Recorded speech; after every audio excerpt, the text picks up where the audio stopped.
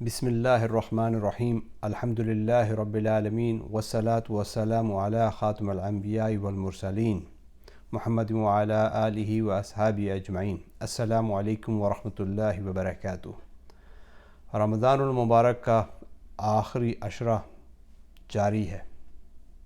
اب کچھ ہی راتیں، کچھ ہی دن اس بابرکت مہینے کے باقی رہ چکے ہیں، اور ان بابرکت دنوں کو ہم جتنا زیادہ کیش کر سکیں اتنا زیادہ ہمارے لیے بہتر ہے۔ کوئی پتہ نہیں کہ آئندہ رمضان ہمیں نصیب ہوتا ہے یا نہیں ہوتا۔ ہم میں سے کتنے ہی ہمارے احباب تھے، جوان، بوڑھے، بچے، مرد، عورت، جو کہ پچھلے رمضان میں ہمارے ساتھ تھے اور اس رمضان المبارک میں ہمارے ساتھ نہیں، اور کتنے اب ہیں جو آج ہمارے ساتھ ہیں اور ہم ہیں، اور آئندہ رمضان المبارک میں پتہ نہیں کہ ہم ہوں یا نہ ہوں۔ اللہ سبحانہ و تعالیٰ کو زیادہ بہتر پتہ ہے۔ ابھی کچھ راتیں رہ گئی ہیں جن میں ہم زیادہ سے زیادہ اللہ سبحانہ و تعالیٰ کی عبادت کریں، اس کی حمد و ثنا بیان کریں، زیادہ سے زیادہ دعائیں کریں، استغفار کریں، اپنے لیے اور پوری امت مسلمہ کے لیے اور پوری انسانیت کے لیے دعائیں کریں۔ ابھی اعمال کی دوڑ ہے، ابھی ففروا علی اللہ، اللہ کی طرف ہماری دوڑ ہو۔ ہم اس وقت یہ مت سوچیں کہ کون سا عمل بڑا ہے اور کون سا عمل چھوٹا ہے۔ جو عمل ہم کر سکتے ہیں اس کو کریں، جیسے کہ میں نے اپنے پچھلے ویلاگ میں بھی کہا تھا کہ خواہ ایک وہ مسکراہٹ ہی کیوں نہ ہو، خواہ وہ ایک جملہ ہی کیوں نہ ہو، ہم اس کو کریں۔ ابھی پرسوں کی بات ہے، ہم پرسوں جو 2 دن پہلے کا، تو کہ سحری کا وقت تھا، دوستوں کی بات ہو رہی تھی۔ ایک دوست نے سوال کیا کہ ایمان کا آخری درجہ کیا ہے؟ ویسے تو ایمان کا درجہ جو ہے، جو کہ حدیث جبرائیل میں بھی آیا ہے، ایمان کے بارے میں پوری تفصیل آئی ہے، لیکن ان کا سوال تھا کہ بھئی ایمان کا آخری درجہ کیا ہے؟ حضرت عبداللہ ابن عباس رضی اللہ عنہما ایک دفعہ اعتکاف میں بیٹھے ہوئے تھے۔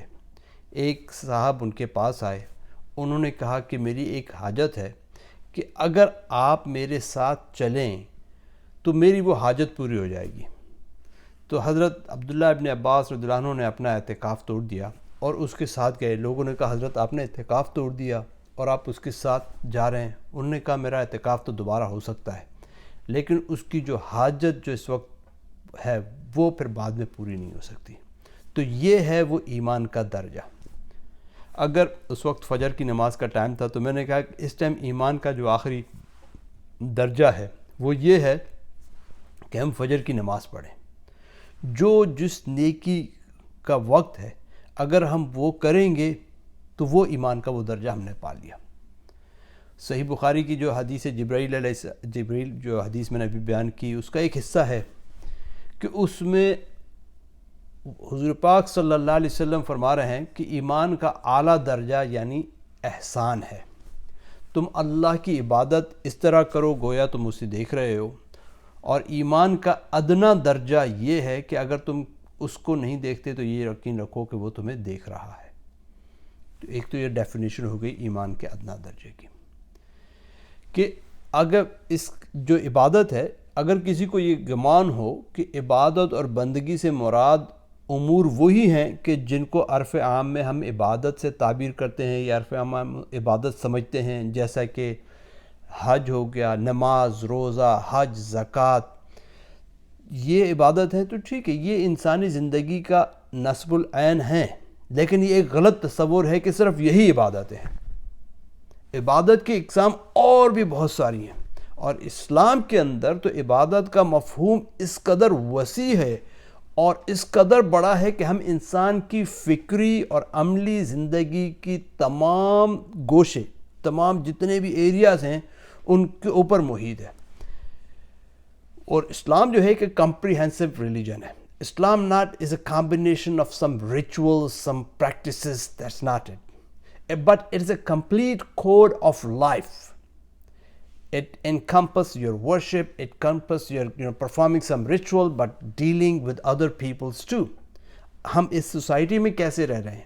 میں ایک مسلمان کی حیثیت سے کیسے رہ رہا ہوں, میرا ایک پڑوسی کی حیثیت سے کیسا رول ہے, میرا ایک باپ کی حیثیت سے کیا رول ہے, میرا ایک ہسبینڈ شوہر کی حیثیت سے کیا رول ہے, میرا ایک بھائی کی حیثیت سے, بیٹے کی حیثیت سے, ایک پڑوسی کی حیثیت سے, ایک مسجد میں جا رہا ہوں تو مصلی کی حیثیت سے, یہ کیسا رول ہے. تو یہ سب چیزیں ایک اسلام کے اندر ہیں. اب ہم نے جو ہے صرف اس کو سمجھ لیا کہ ہماری جو ریچولز ہیں صرف وہی اسلام ہے, تو یہ غلط ہے. ایک اور حدیث حضور پاک صلی اللہ علیہ وسلم جو ہے, اور یہ اس کو تھوڑا سا اور واضح کرتی ہے, کہ جس میں حضور اقدس صلی اللہ علیہ وسلم نے اس کو صحیح مسلم کے کتاب الایمان کے اندر آیا ہے کہ تم میں سے کوئی شخص خلاف شریعت اگر کوئی کام دیکھے تو ہاتھوں سے اس کی اصلاح کرے, مطلب اپنے ہم ہاتھ استعمال کریں.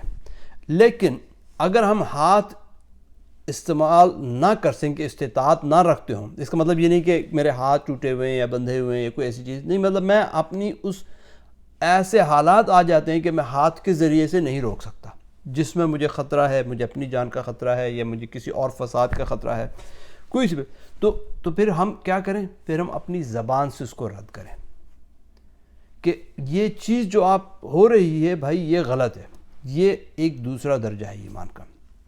اور اگر میں زبان سے بھی نہیں کہہ سکتا کہ ایسے حالات ہیں کہ نہ میں اپنے ہاتھ کا استعمال کر سکتا ہوں نہ میں اپنی زبان کا استعمال کر سکتا ہوں, تو پھر سب سے کم اور کمزور ترین درجہ ایمان کا یہ ہے کہ اس چیز کو میں اپنے دل میں برا خیال کروں. تو یہ بھی ایک حدیث ہے, مطلب ایمان کے ڈیفرنٹ لیول ہیں. اب ایمان کا تقاضا, اب اگر ہم اور آگے بڑھیں کہ بھئی ایمان, کم سے کم ایمان کیا ہے. اب جیسے فرض کریں کہ ہمارے کسی عزیز کا انتقال ہو گیا یا ہمارے کسی پڑوسی کا انتقال ہو گیا یا کسی بندے کا انتقال ہو گیا, تو ایمان کا تقاضا کیا ہے کہ اس کے لیے تعزیت کی جائے اور اس کے لیے دعائے مغفرت کی جائے. یہ بھی ایمان کا ایک تقاضا ہے. بے شک میں اس سب بندے کو نہیں جانتا, میں بازار میں سے جا رہا ہوں, ایک جنازہ جا رہا ہے, میں جب اس جنازے کو دیکھوں تو میں اس کے لیے کوشش تو میری ہونی چاہیے کہ اس کو کندھا دوں, قبرستان تک جاؤں, لیکن نہیں تو کم از کم اس کے لیے ہم مغفرت کی دعا کریں. اور حضرت ابو ہریرہ رضی اللہ عنہ کی ایک حدیث ہے متفق علیہ, حضور پاک صلی اللہ علیہ وسلم نے فرمایا حق المسلم علی مسلم خمس, کہ ایک مسلمان کے دوسرے مسلمان پر 5 حقوق ہیں. رد السلام وعیادت المریض واتباع الجنائز واجابت الدعوہ وتشمیت العاطس, کہ 5 یہ ہیں کہ پہلا کیا ہے کہ اگر جو ہے سلام کا جواب دینا, سلام کرنا سنت ہے لیکن سلام کا جواب دینا واجب ہے, تو سلام کریں ہم.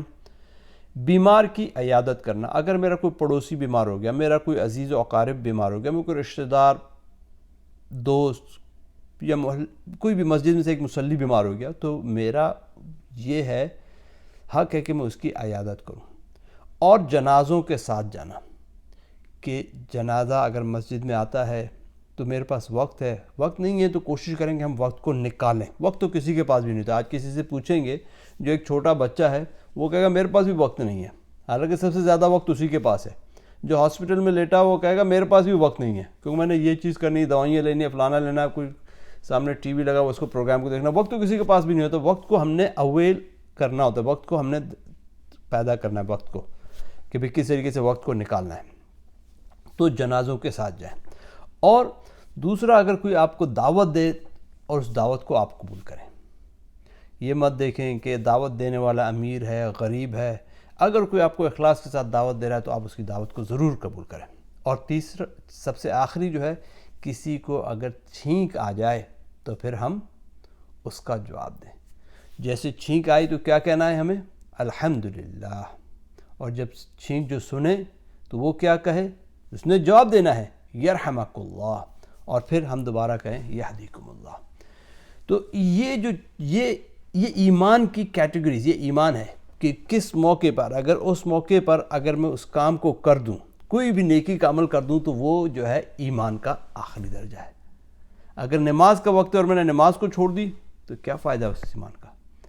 اگر کوئی اور وقت ہے, جیسے ایک اور بات آ رہی ہے کہ ایک روایت ذہن میں آ رہی بنو اسرائیل کی, حضور پاک صلی اللہ علیہ وسلم نے فرمایا کہ ایک آدمی جو ہے رستے میں چلا جا رہا تھا, اسے پیاس نے ستایا، اسے پیاس لگی تو اس نے ادھر ادھر دیکھا، اس کو ایک کنواں نظر آیا. میں اس کو پیرافریز کر رہا ہوں، میں ورڈ بائی ورڈ نہیں جا رہا، لیکن اس کو میں پیرافریز کر رہا ہوں کہ کیا ایک جیسے ایک پورا سین ہے، کس طرح وہ آدمی جا رہا ہے، اس کو پیاس لگی ہے، اس نے کنویں دیکھا، اس کو کنواں نظر آیا، اس میں کوئی ڈول نہیں تھا کہ جس کے سے پانی وہ کھینچ کے نکالتا، تو وہ نیچے اترا، اس نے پانی پیا.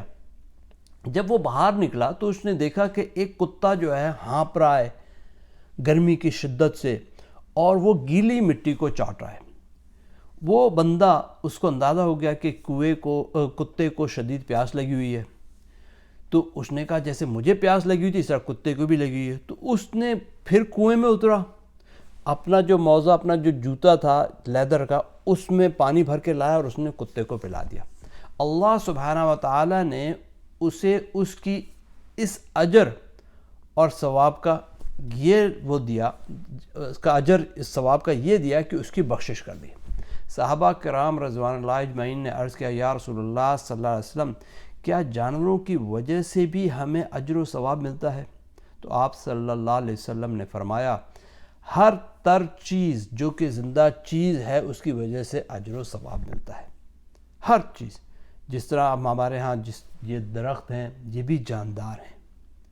تبھی تو حضور پاک صلی اللہ علیہ وسلم نے فرمایا کہ جب وہ حملے ہوتے تھے تو آپ دوسرے جگہوں پر جب قبضہ کرو تو بچوں کو، عورتوں کو اور جو درخت ہیں ان کو آپ مت کاٹو، مطلب انتقام کے طور پر.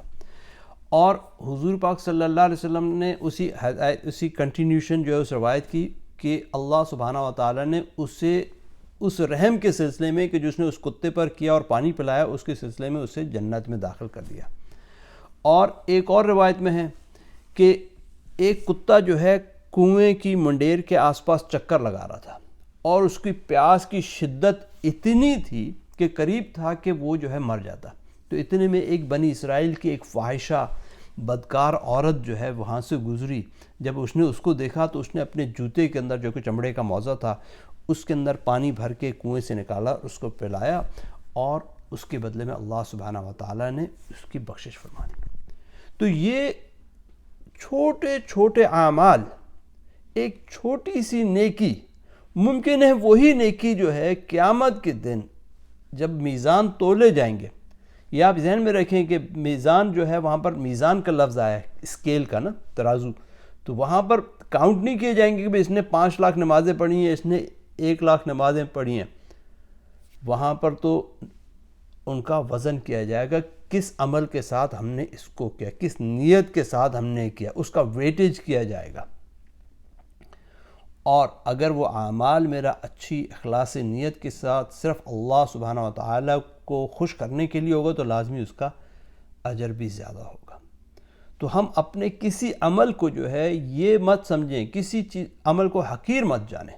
کوئی بھی عمل ہو، میں مسجد میں گیا، کسی صاحب نے مجھ سے مدد مانگی، میں نے انہوں نے معاشی مدد مانگی، فائنینشیل مدد مانگی، جیب میں کچھ جو بھی پیسے آپ دے سکتے ہیں ان کو دے دیں.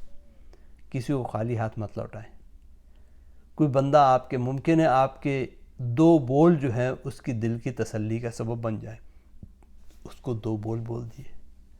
ایک بندہ جا رہا ہے رستے سے بھٹکا ہوا، تو آپ نے اس کو کہا بھائی یہ تو اس رستے سے نہیں، اس رستے سے جا تو جلدی پہنچ جائے گا. رستے میں کوئی پتھر پڑا ہوا جو کہ رکاوٹ کا سبب بن رہا ہے، آپ نے وہ پتھر ہٹا دیا. Every virtue, every good deed counts in the eyes of Allah subhanahu wa ta'ala, and never underestimate the mercy of Allah subhanahu wa ta'ala. Allah is so merciful that he could forgive you because of that one act of kindness, which I was thinking it's very small, but actually it's very big in the eyes of Allah subhanahu wa ta'ala. تو کسی عمل کو جو ہے آپ چھوٹا عمل مت جانیں. رمضان کا آخری عشرہ ہے، ابھی ایک میراتھن شروع ہو گئی ہے، اس کا ختم اہتمام ہے، دوڑ لگی ہوئی ہے. ہم اپنی نیکیوں کی دوڑ لگائیں، دوڑیں اس کی طرف. نیک اعمال کو جتنا زیادہ سے زیادہ ہم کر سکتے ہیں کریں. دیکھیں گھڑیال نے بھی آواز لگا دی ہے کہ ہاں this is the right time, this is the right time to do good deeds. Whatever good deed you can do it, even a word, Subhanallah, Alhamdulillah, Allahu Akbar, or Astaghfirullah. One word, one kalima that could be نجات، ہماری نجات کا سبب بن جائے۔